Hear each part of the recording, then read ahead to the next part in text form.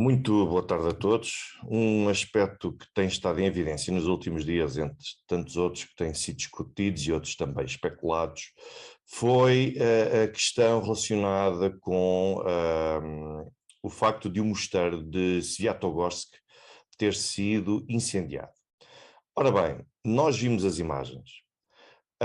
Nós vimos, de facto, havia tanto em fotografia e quem puder recuperar essas imagens pode ver que tanto em fotografia como em vídeo trata-se desde logo de uma situação que eu julgo e que acredito ser trágica, não só do ponto de vista cultural, também do ponto de vista do respeito religioso e pela liberdade de confissão que se tem na Ucrânia e na Rússia. E depois é muito curioso perceber que do lado ucraniano acusam a Rússia de ter atacado uma igreja do Patriarcado de Moscovo. A primeira pergunta que importa fazer é: se isto fosse de facto assim como tem sido dito, alguém tem de me responder. Para a Rússia atacar uma igreja do seu próprio patriarcado, uh, algum motivo deveria haver. E à partida é porque teriam visto nessa igreja um alvo militar. Para verem como alvo militar é porque quem estaria no seu interior eram, por muito provavelmente, militares ucranianos ou outro tipo de milícias e de grupos que estariam a combater também a Rússia naquele local. Ou seja, gente que se esconde numa igreja do Patriarcado de Moscovo, desde logo isto acaba por ser um crime de guerra, porque é a utilização de uma parte cultural com a intenção de atrair fogo sobre aquela infraestrutura para poder assegurar que ela seria destruída. Não seria destruída por mão própria, mas seria destruída por terceiros. Isto partindo do princípio que fosse muito provável ao certo que esse ataque ocorreria.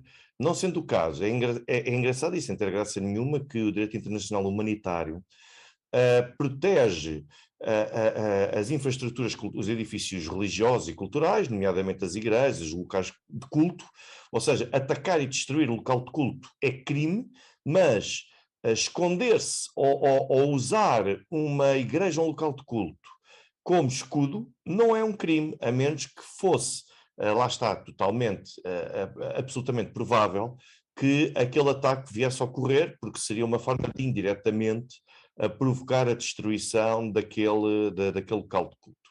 Portanto, se a narrativa ucraniana estiver certa, desde logo alguém usou uma igreja para fazer de escudo e tentando atrair fogo do outro lado. No entanto, é importante referir que, para já, este mosteiro de Sviatogorsk é um mosteiro, a zona em si e toda a zona do mosteiro, portanto, remonta ao século XVI.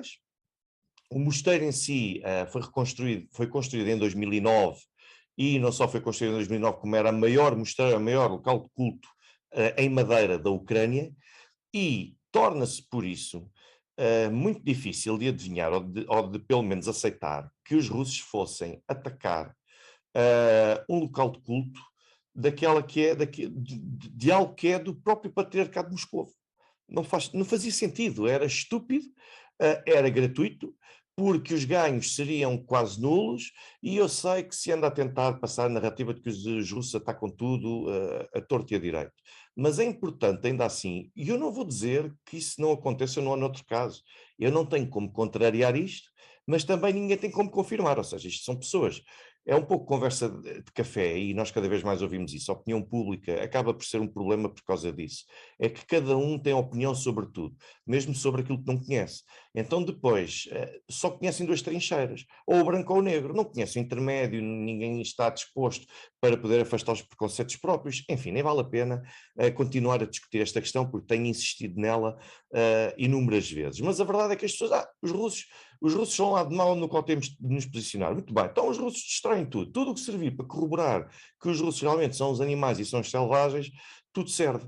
Agora, eu vou por uma abordagem muito mais séria, atrevo-me a adjetivá-la desta forma, e também pragmática. Ou seja, temos de ver cada ato em si para saber se houve de facto a ocorrência de um crime, se não houve, quem é que o cometeu e quais foram as circunstâncias em que isso aconteceu. Portanto, vamos ver então, neste caso concreto, eu acho que é improvável que se trate de um ataque russo. Ou no limite, ainda que pudéssemos admitir um ataque russo, portanto, nunca seria doloso, seria sempre por negligência na tentativa de atacar uma base ou algum local onde se encontrassem militares ucranianos e lá foi para ali aquele míssil. Ainda assim, ou aquele morteiro, ou um fragmento de morteiro, o que lhe quiser chamar, ainda assim, eu acho este cenário pouco provável. Não é impossível, naturalmente, porque só quem está no terreno é que consegue ficar com as certezas, mas é pouco provável por uma razão muito simples. Ainda há pouco mais de uma semana, a Rússia apanhou um susto em Severodonetsk.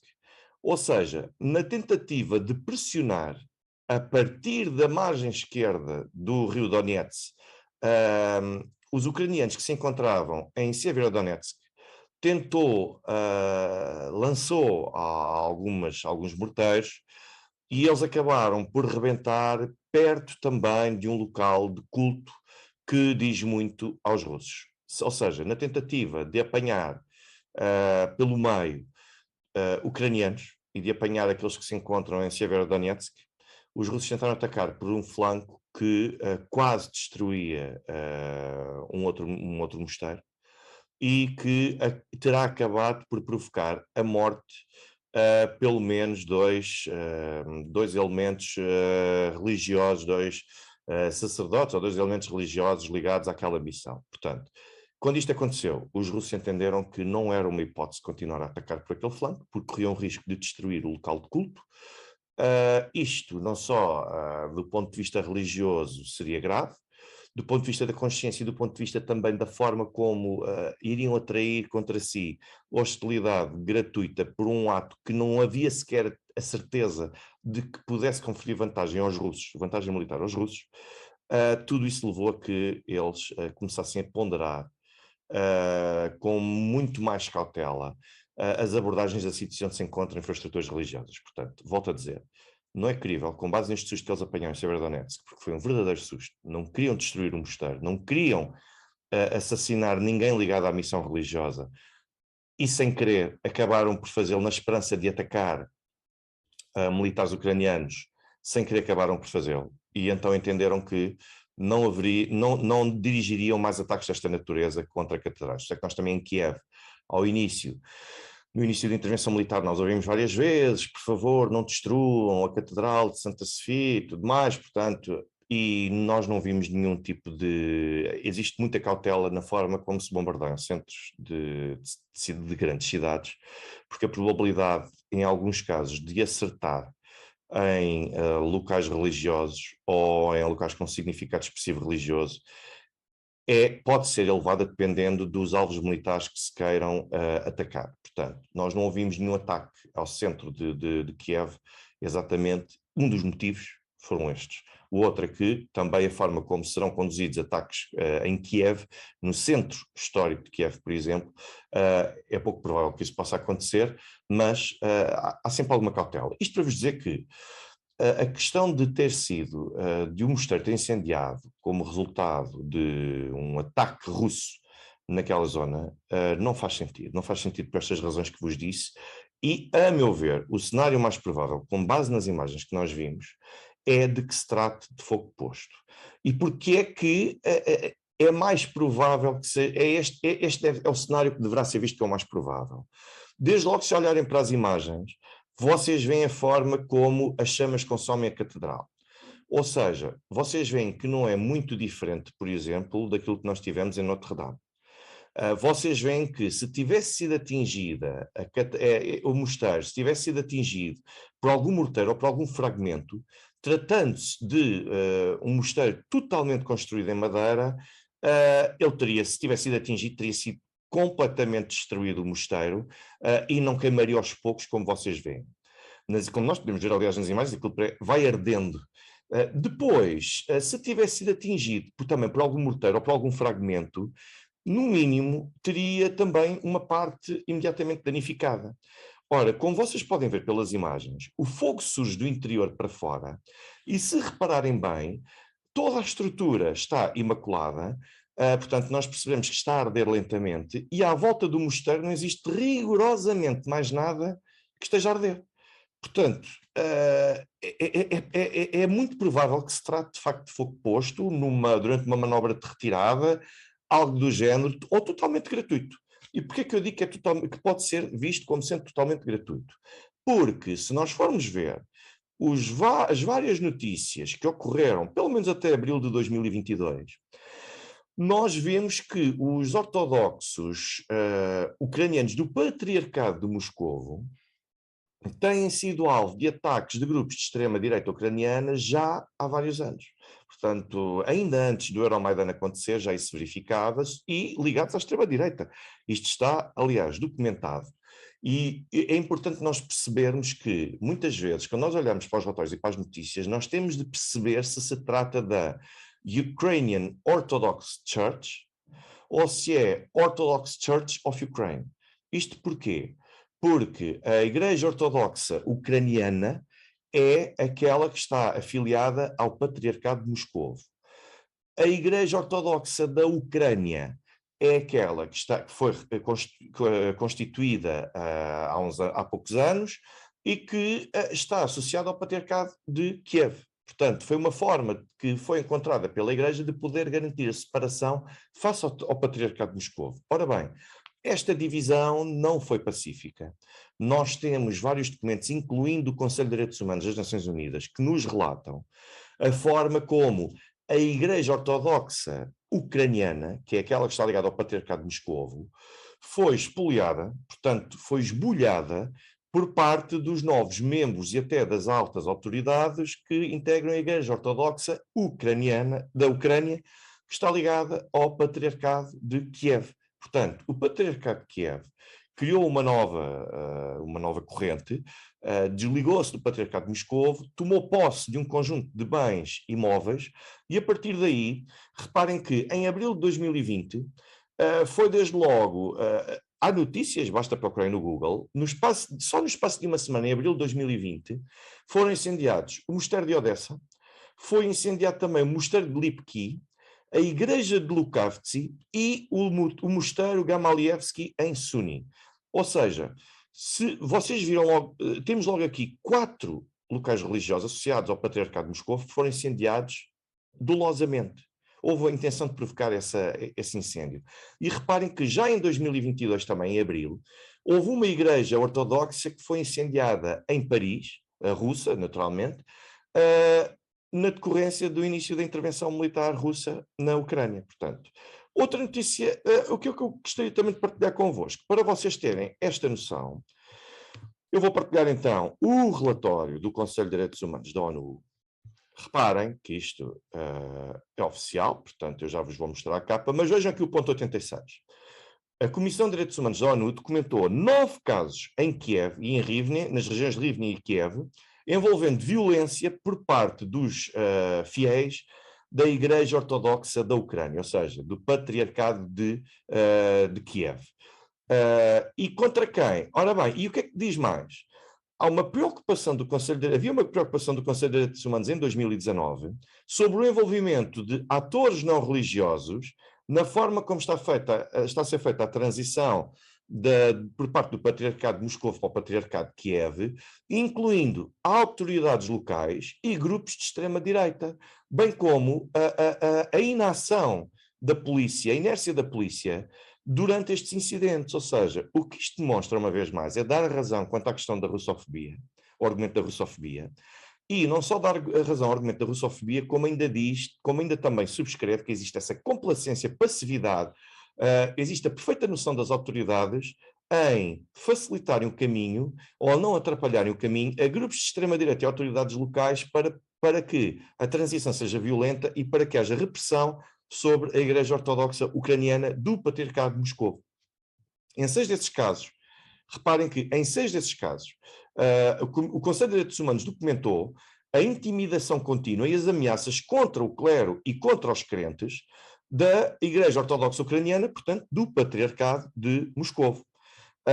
Mesmo depois da comunidade ter perdido o controlo sobre alguns bens imóveis da Igreja. Ou seja, mesmo depois de tudo isso, depois de terem sido esbulhados, ainda assim continuaram a ser ameaçados e intimidados. Portanto, e reparem que em pelo menos 10 casos documentados, a polícia contribuiu ou não se atreveu a reagir à violência, ameaças ou intimidação, apesar de estar presente nos locais.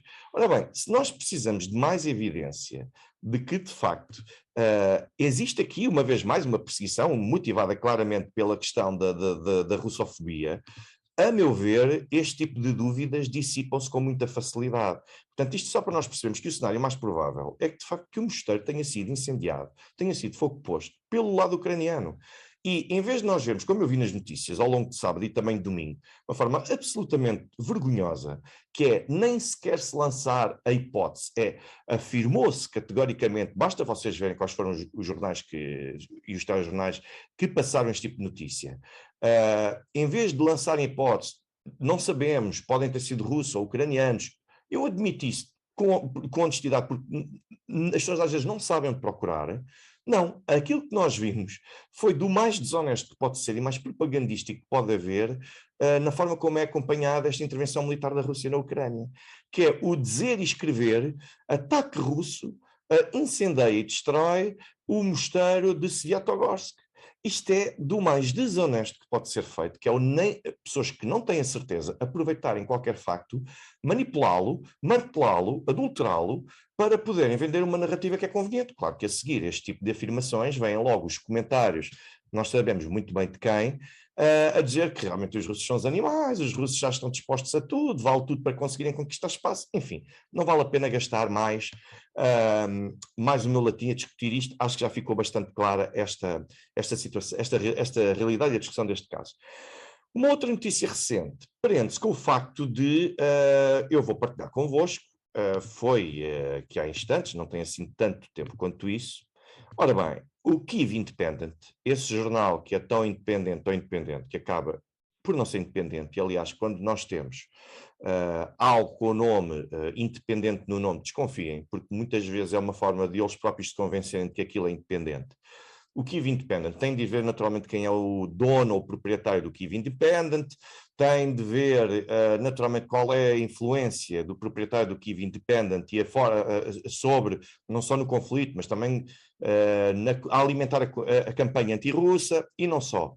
E também a forma como foram selecionados para este Kyiv Independent vários editores também que basicamente nutrem um claro sentimento anti-Moscou. Ou seja, nós independente deste Kyiv Independent, é muito difícil nós termos uma abordagem. Mas aqui, reparem no que acontece. Portanto, segundo o presidente da Câmara de Lozova, da província de Kharkiv, a Rússia conduziu ataques a escolas, a dormitórios e a residências em Lozova.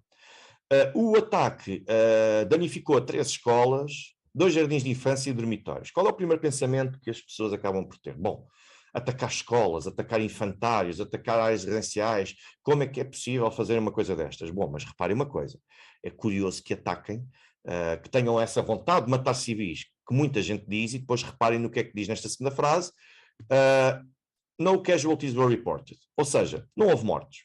Então quer dizer, querem matar civis indiscriminadamente, querem matar crianças indiscriminadamente e depois não há ninguém que morra num ataque que destruiu ou terá provocado danos a 3 escolas, 2 jardins de infância e a um dormitório. Portanto, quer dizer, isto parece-me um pouco bizarro. Então, atacaram porquê? Só por serem escolas? Em locais onde à partida sabiam que não estariam crianças? Quem é que estaria naqueles locais? Estariam crianças? Estariam civis? Ou estariam, uma vez mais, estas infraestruturas a ser usadas como escudo por parte dos militares ucranianos e agora que foram destruídos, dizem que os russos atacaram escolas e também jardins de infância. Bom, não morrer ninguém é bizarro, porque desde logo vai-se atacar apenas escolas e jardins de infância. Porquê? Não havia tempo para evacuar estas instalações. Porquê? Portanto, não basta só escrever aquilo, não é? Importa também aquilo que se escreve no tweet daqueles. Importa deixar a questão, então, mas por que motivo é que alguém vai atacar um sítio onde não se encontram de facto as crianças e os civis, que toda a gente apregoa que a Rússia quer intencionalmente matar? Não faz sentido. Um último caso que eu vou tocar no dia de hoje diz respeito à situação em Severodonetsk. As informações que nós temos são extremamente contraditórias. São contraditórias e, portanto, eu vou manter as minhas dúvidas. São contraditórias porque, do lado ucraniano, começaram a surgir as informações de que a Legião Internacional teria conseguido chegar ao local, dado apoio aos militares ucranianos, e que, graças a essa ação, os russos começaram a retirar de uma parte de Severodonetsk. O presidente da Câmara local já desmentiu isso, disse que isso é falso, não é isso que está acontecendo no terreno, pelo contrário, que os ucranianos estão a sentir sérias dificuldades em Severodonetsk para se conseguirem manter, e os russos também desmentem que isso seja verdade. Ou seja, estes dois últimos, tanto o presidente da Câmara de Severodonetsk, como também os militares russos, o Ministério da Defesa russo, aquilo que dizem é que os ucranianos só controlam, só, entre aspas, a zona industrial de Severodonetsk. Vocês reparem, quanto àquilo que eu falava há pouco, nós tínhamos aqui realmente, temos o rio Donetsk a passar aqui muito perto, portanto, e aqui nesta zona existe até o tal dito mosteiro que eu vos referi e que foi atingido na altura como forma de repelir os ucranianos que se encontravam nesta zona e pronto, a coisa não correu assim muito bem, mas o objetivo não era atingir o local religioso, naturalmente. E aquilo que nós vemos aqui, este é o ponto de situação em Severodonetsk. Como é que nasce esta desinformação de que os russos estão a sair, estão a retirar e que estão a sofrer muitas baixas por parte dos ucranianos? Isto chega a ser anedótico, mas a cegueira ocidental para receber mensagens motivadoras e positivas a favor dos militares ucranianos no teatro de operações, sobretudo num contexto que é totalmente hostil aos ucranianos, é de tal forma grande que tudo o que vier e que possa ser visto como positivo não é recortado pelos nossos jornalistas, não é recortado por ninguém, automaticamente assume-se que aquilo é verdade. Como é que isto surgiu? Há 2 dias, 3 dias, julgo eu, não quero entrar em falta de rigor, mas foi há 2, 3 dias. Uma comunicação foi interceptada a um topo de comando russo que se encontra a dirigir as operações em Severodonetsk. E essa comunicação que foi interceptada dizia qualquer coisa como não percebemos de onde é que eles vêm, eles estão agora a apertar-nos em força, nós não temos homens suficientes, não temos capacidade, temos de recuar, ou seja, foi qualquer coisa deste género. Isto foi recebido, foi interceptado pelo outro lado e automaticamente foi visto como uma vitória, mesmo que não esteja ninguém no teatro de operações oficialmente assegurar é isto que está a acontecer. Ou se calhar até está lá e está a dizer, bem, há a oportunidade de nós conseguirmos, mas isto depois é vendido de outra forma.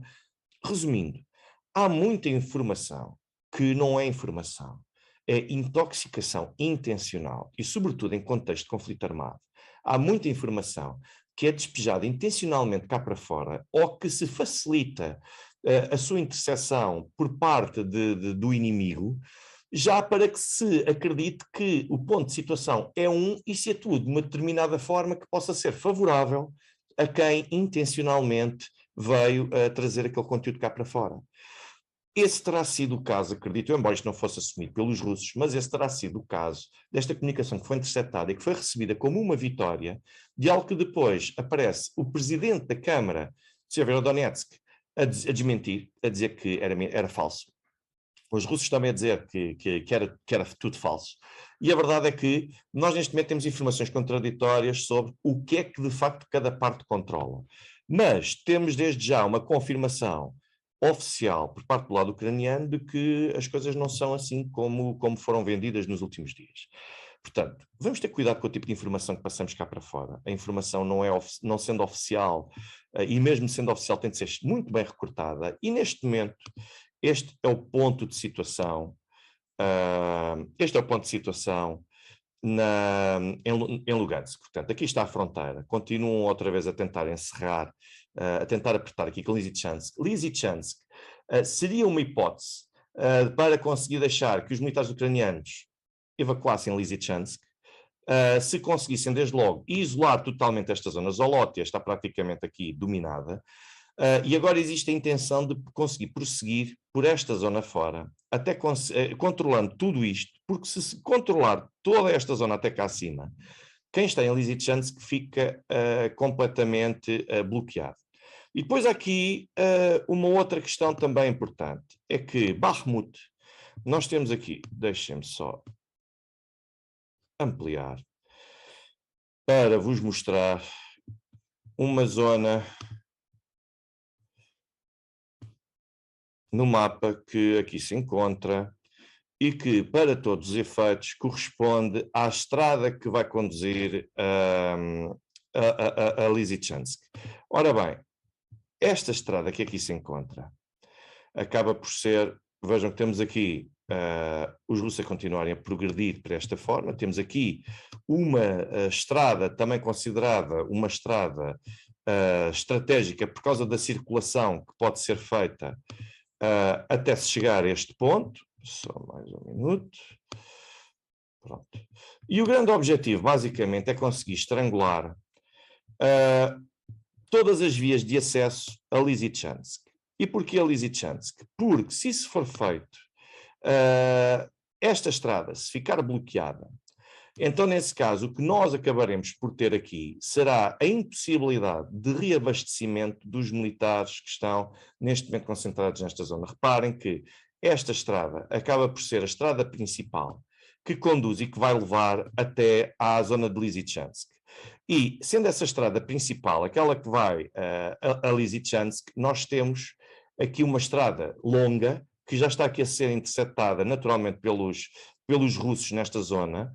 É uma estrada longa, estamos a falar de cerca de 60 km que ligam Lysychansk até Bakhmut. Reparem que Bakhmut tem aqui várias artérias e várias saídas, e uma dessas saídas, numa dessas estradas, é aquela que vai permitir ligar a Lysychansk. Estamos a falar de 60 km. Mas se os russos conseguirem, não só controlar Soledar, como Yakovlivka, e também aqui Bilagorivka, e Berestovia, portanto, estamos a falar de 4 pontos que, uma vez bloqueados, vão impedir praticamente o acesso dos militares ucranianos a qualquer tipo de rede de abastecimento. Quer dizer, até pode ser fornecido por terra, mas isto são campos abertos, são campos agrícolas com a floresta pelo meio, não, como podem ver, são contextos completamente diferentes.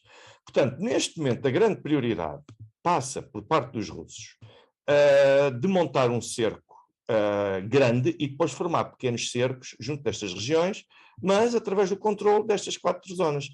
Chegar a Bakhmut ainda é muito ambicioso.